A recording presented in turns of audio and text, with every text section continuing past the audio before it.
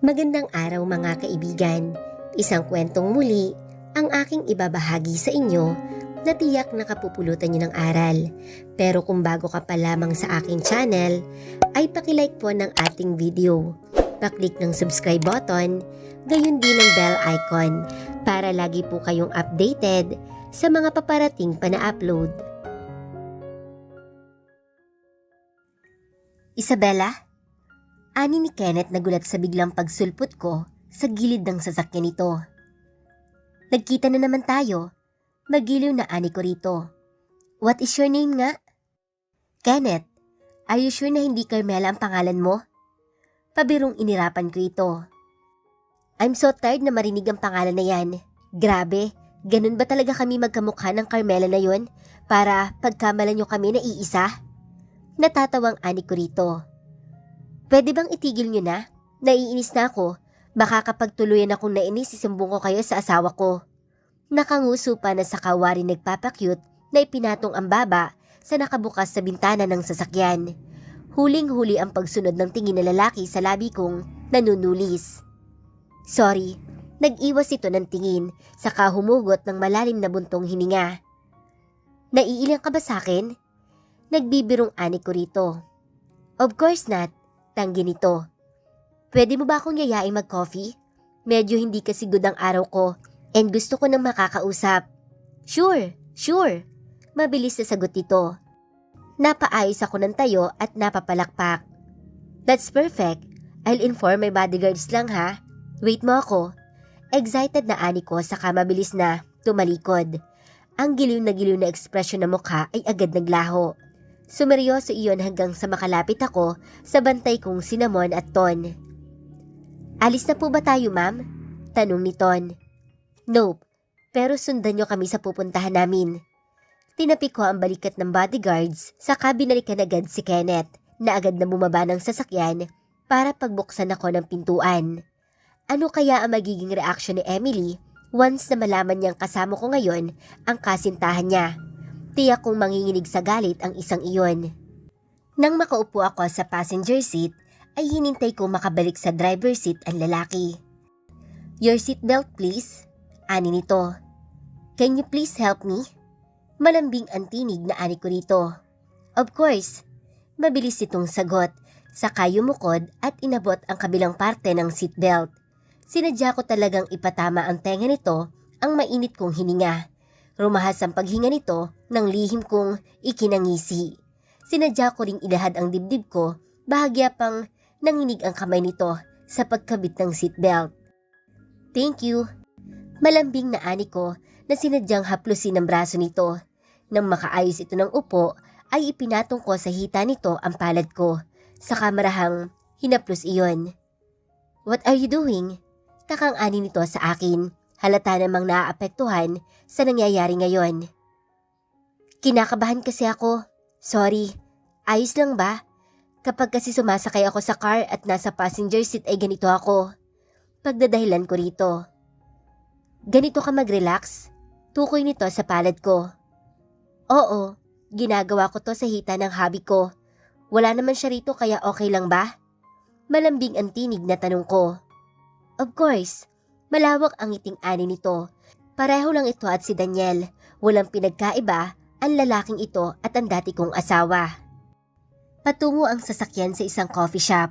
Nang marating namin iyon ay nakita ko agad na nakasunod at nakapark na ang sasakyan ko na minamaneho ni Ton. Nang mag-ring ang phone ni Kenneth ay nakita ko agad ang pangalan ng caller. Love, of course, si Emily iyon. Girlfriend mo? Tanong ko rito nang mabilis itong inop ang phone. Don't mind her. Imbes na sagutin ang tanong ko ay iyon ang sinabi nito. Sabay na kaming pumasok sa coffee shop. Mas pinili itong pumesto sa tagumparte. Hindi gaanong dinaraanan ng mga customer. Ako na ang o-order. Prisimta nito. Go, yung bestseller nila para matikman ko naman.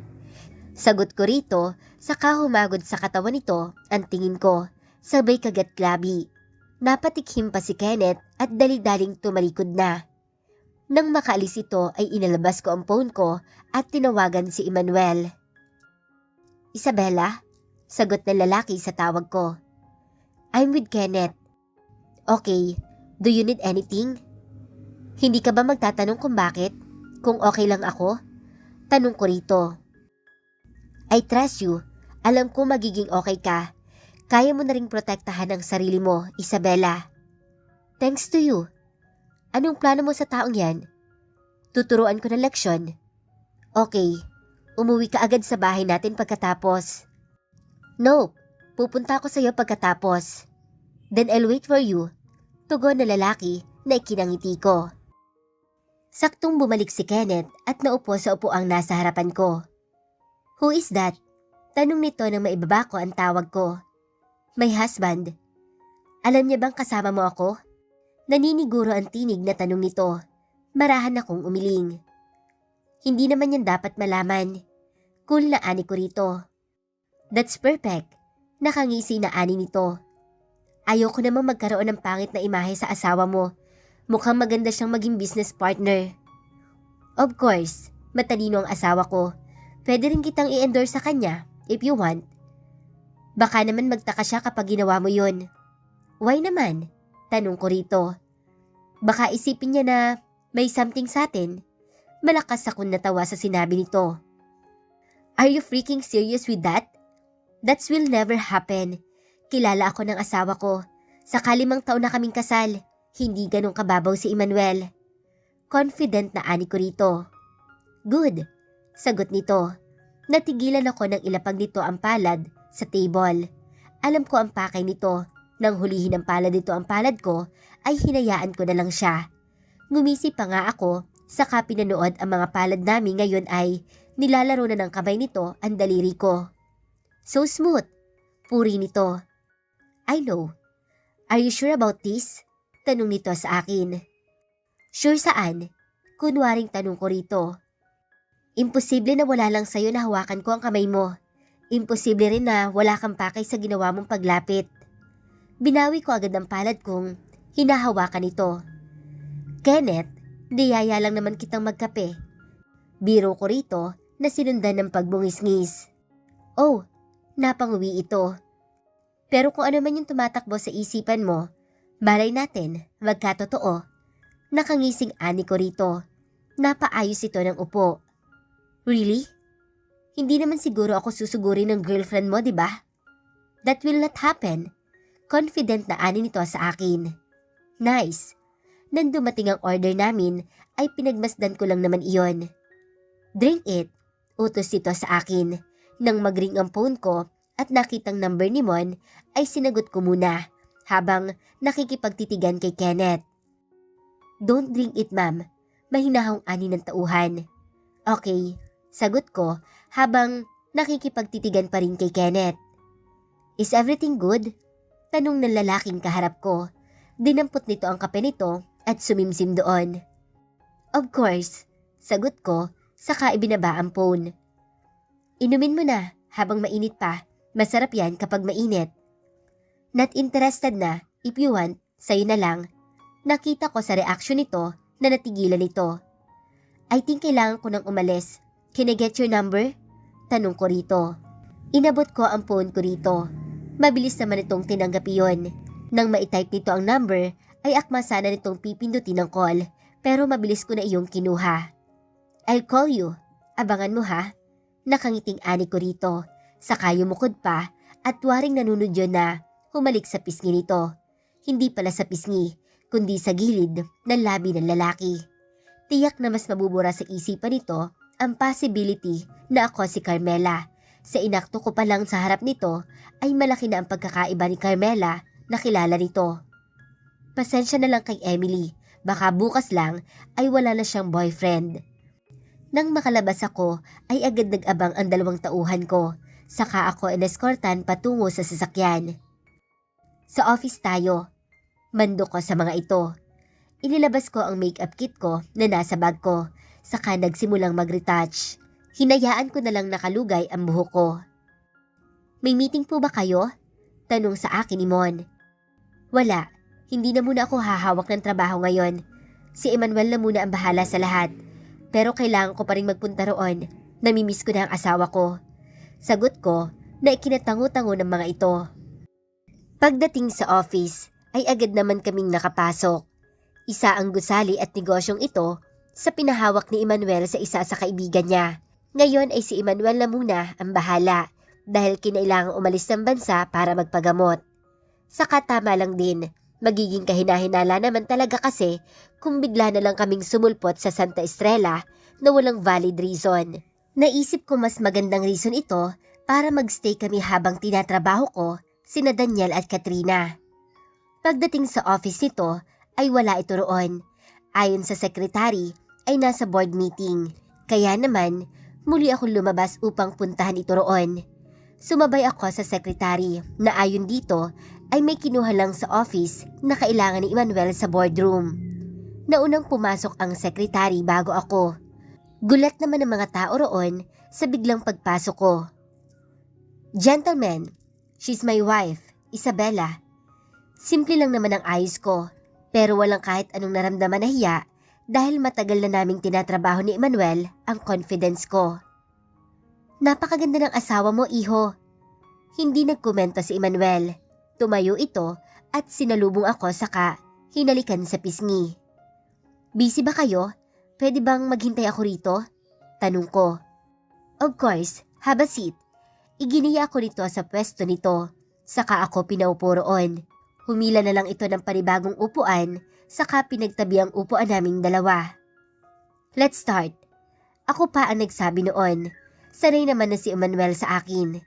Kahit pa hindi ako magtrabaho ngayon dahil naging mentor ko ito, ay alam ko na rin ang kalakaran sa negosyo nito.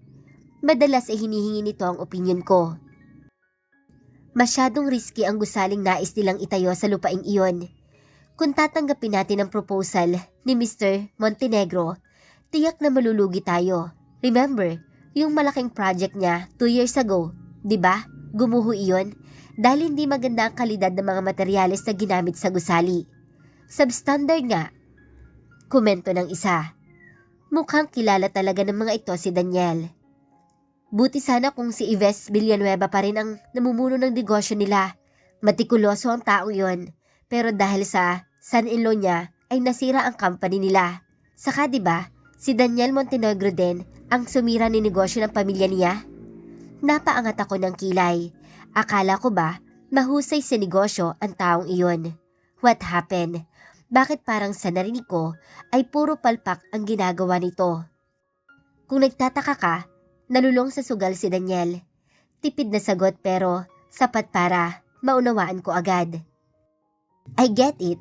Mukhang magandang simulan ang taong iyon sa hilig niya." Bulong ko kay Emmanuel. "You think so?" "Yeah, I think so." Ngiting-ngiti na ani ko. Nagpatuloy ang meeting habang pasimpleng nagbubulungan kami ni Emmanuel. "What can you say, Mr. Alvarez?" Tanong ng isa. "Ipending nyo.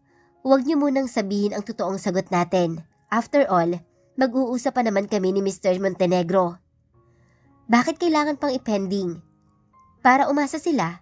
Mapaglaro ang tinig na ani ko. Dahilan para magtinginan ng taong nasa loob sa silid na ito." "Sa tingin nyo kapag binigay natin agad ang sagot natin, titigil na sila? Ipabasura man natin ang proposal, tiyak na hahanap sila ng ibang tao na mabibiktima. Hayaan nyo na lang muna." Kayo ang masusunod. Naging maayos ang meeting kahit pa madalas ay sumisingit ako. Hindi naman big deal kay Emmanuel iyon o sa mga tauhan ng lalaki. Mukhang natutuwa pa nga ang mga ito dahil maalam ako sa negosyo.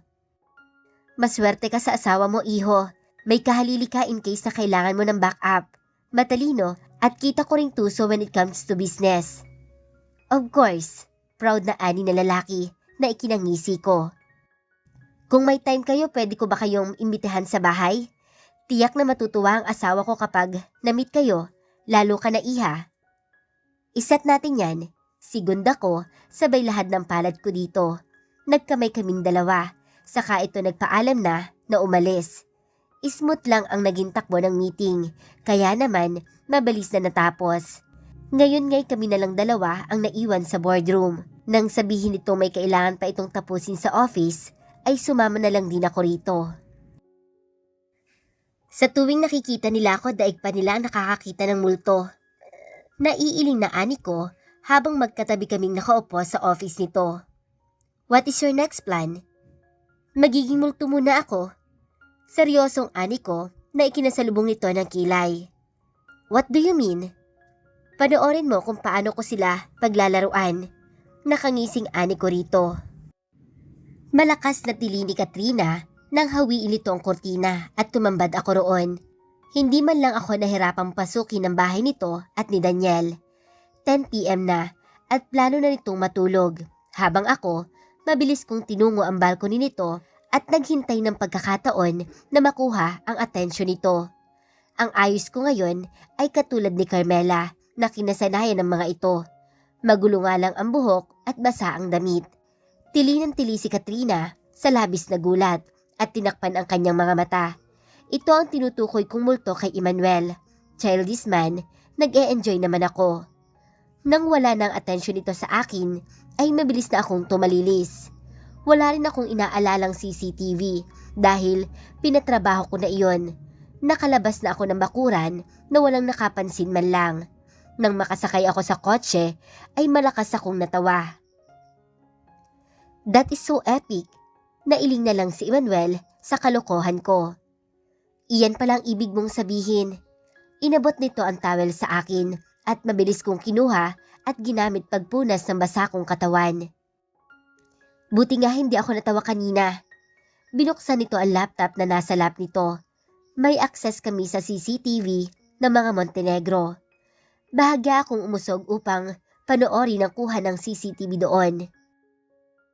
Stop it! Stop it!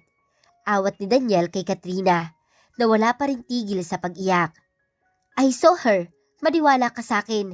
Minumulto ako ni Carmela. Parang nasisiraan ng bait na palahaw nitong pag-iyak. Nababaliw ka na ba? Hindi totoo ang multo. Halatang napiko na si Daniel sa kapatid ko. Mahigpit ang hawak nito sa balikat ni Katrina habang nakasalampak sa sahig ang babae at nakaluhod si Daniel sa harap nito. Kailan ba ako magiging malaya kay Carmela? Buong buhay ko na lang ay ginugulo niya ako. Iyak ng iyak na ani nito. Stop with your drama. Patulak na binitawan ito ni Daniel saka iniwanan. Natatawa ako sa aking nasaksihan. Isinarado na ni Emmanuel ang laptop saka bumaling ang tingin sa akin. Tiyakin mo lang naligtas ka sa mga pinagagagawa mo. Of course. 1 linggo. Iyon ang tagal na wala si Emmanuel dahil sa negosyo nito.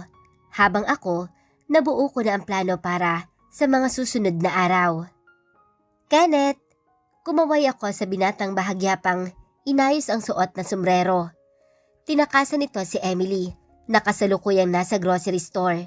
Magkasama ang dalawa, pero dahil tinawagan ko si Kenneth, ay dali-daling pumunta ito sa kinaroroonan ko. Hi!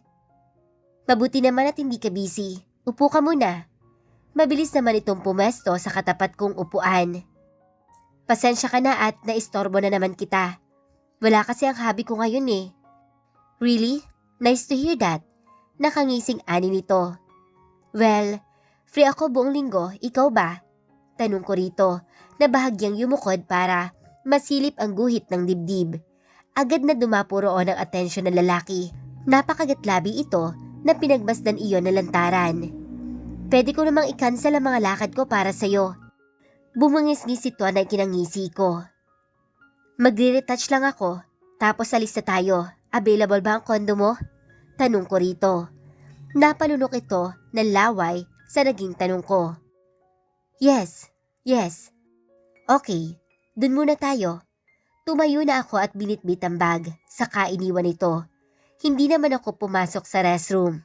Hinintay ko lang na makalapit ang babaeng inutusan ko para i-company si Kenneth. Mas revealing ang suot ng taong iyon. Mas flirty ang dating. Kaya agad naman itong in-entertain ng lalaki. Wanna touch it? Himok ng babae habang sapo ang malusog na dibdib. Can I? Napangisi ako. Nang sapuhin ni Kenneth ang dibdib ng babae, ay mabilis ko itong kinuhanan ng larawan gamit ang reserbang cellphone. Saka mabilis na ipinadala kay Emily. Nakakatuwa sigurong Mahuli nito sa akto ang kasintahan nito. Ano kaya ang mangyayari? Dahil nabaling ang atensyon ni Kenneth sa babaeng kaharap, ay hindi nito napansin na nagtagal na ako at hindi na bumalik. Nang papasukin ako sa office ng owner ng coffee shop, dahil pwede doon na ako magstay, ay agad akong pumasok doon. Sa CCTV ko na lang pinanood ang mga sumunod na eksena. Nang pumasok si Emily, ay iginala nito ang tingin sa paligid ng coffee shop. Kitang-kita ko sa mukha nito ang pagguhit ng sakit nang makita si Kenneth. Ang kasintahan nito na mula pa nung college ay sila na may babaeng kalandian sa isang sulok ng coffee shop. Agad na hinablot ni Emily ang buhok ni Kenneth, hindi ng babaeng kalandian nito. Emily? Gulat na wika ni Kenneth at agad na tumayo para yakapin ang kasintahan nito. Pero mas mabilis si Emily. Mag-asawang sampal ang lumapat sa pisngi na lalaki. What's going on? Takang ani ng tauhan ko na agad ding tumayo. May girlfriend ka? Akala ko ba single ka? Umalis ka na. Salubong ang kilay na utos ni Kenneth sa babae. Nagdadabog naman na umalis ang tauhan ko bago muling hinarap ni Kenneth ang kasintahan. How dare you? Gigil na wika ng babae, saka muling sinampal si Kenneth. Kaya pala hindi kita mahanap kasi nandito ka. Naglolo ko, ginagawa akong tanga. Let me explain. Nakikiusap ang tinig na wika ng binata. You don't need to explain. I saw everything. Huwag kang gumawa pa ng kasinungalingan dahil hindi ko matatanggap yan. Bakit mo ginawa sa akin to? Yung totoong sagot lang ang kailangan ko. Alam mo kung gaano kita kamahal. Alam mo yung epekto sa akin ng ginawa ng mga kaibigan mo, lalo na sa kuya ko. Sa tuwing naiisipan nilang maglaro, habang ako, walang magawa para pigilan sila. Tapos malalaman ko, ginagawa mo rin pala ang laro na akala ko sina kuya lang ang gumagawa. Magpapaliwanag ako, Emily. Ngayon naman ay nakikiusap ang tinig nito. Paliwanag? Go! Makikinig ako, pero hindi ibig sabihin nito ay tutulad ako sa iba na tatanggapin ka pa. What? Hindi ko na pala kailangan ng paliwanag mo. It's over. Tapos na tayo. Sabay talikod ni Emily at iniwan na ito. Agad naman akong tumayo, bit-bit ang bag na lumabas ng office. Umaktong may kausap sa phone, saka bumalik sa binata. Pauwi na ako ng bahay. I'll inform you na lang kapag nakauwi na ako. I love you, babe. Nang ibaling ko ang tingin ko kay Kenneth, ay gusto kong matawa sa itsura nito. What happened to your face? Takang ani ko rito. Bahagya pang bumakat sa mukha nito ang palad. Bakit ngayon ka lang bumalik? Seryosong ani ni Kenneth. Tumawag si Emmanuel. Ganun ba? Hindi na muna tayo tutuloy sa kondo. May kailangan lang akong asikasuhin. Sabay tayo nito at mabilis na umalis. Nang maiwan ako mag-isa, ay malakas akong tumawa. Sinong isusunod ko kaya? Si Ian o si Douglas? Naglalaro ang tanong na iyon sa isipan ko. Umupo si Fatima sa bakanting upuan, ang tauhang binayaran ko upang i-distract si Kenneth. Thank you. Nakangising ani ko, sabay kuha ng sobre sa bag ko at inilapag sa harap nito. Maraming salamat din, ma'am. Malaking tulong ho ito sa akin at sa anak ko. Sige na, pwede ka nang umalis. Hinintay ko nang itong makaalis saka ako, nagpa siyang umalis na rin. Ilang araw pa ang lumipas. Habang naglilipot kasama ang mga bodyguard kong sina Ton at Mon, ay nagawi sa mansyon na magulang ni Daniel ang ruta namin. You're Isabella, right? Tanong ni Mami Gemma. Bumaba pa talaga ito ng sasakyan para lang kausapin ako. Tiyak na na-open na ang usapan tungkol sa akin sa pamilya ni Daniel. Kilala po ba kita? Kunwaring takang ani ko. Huminto pa sa pag-stretching at umayos ng tayo. I'm Gemma Montenegro, mother-in-law ni Katrina Montenegro. Wow, nice meeting you. Ako nga po pala si Isabella Alvarez. Bagong lipat kami sa subdivision na to. Naisipan ko lang na mag-jogging dahil pansin ko na tahimik at safe naman sa lugar. Of course, Iha. Gusto mo bang pumasok muna? Magiliw na wika ni Mami Gemma. Sure, tugon ko agad dito. Iyon naman talaga ang pakay ko, ang makapasok dito. Sumakay kami sa kotse ng ginang habang ang bantay ko ay sa kabilang sasakyan. Honestly, Hindi ko masisisi ang mga tao kung isipin nila na ikaw si Carmela. Kamukhang kamukha mo kasi siya. But of course, hindi siya ganyang manamit. Yung dating asawa ni Daniel, medyo manang. Pero minahal ko ang batang yun. Yun nga lang, kinuha siya agad ni Lord. Malungkot ang tinig na ani nito. Kung minahal siya ng mga ito, bakit kinailangang pagtakpan nila ang panluloko ng anak nila? May mga pagkukulang kami bilang magulang ni Daniel.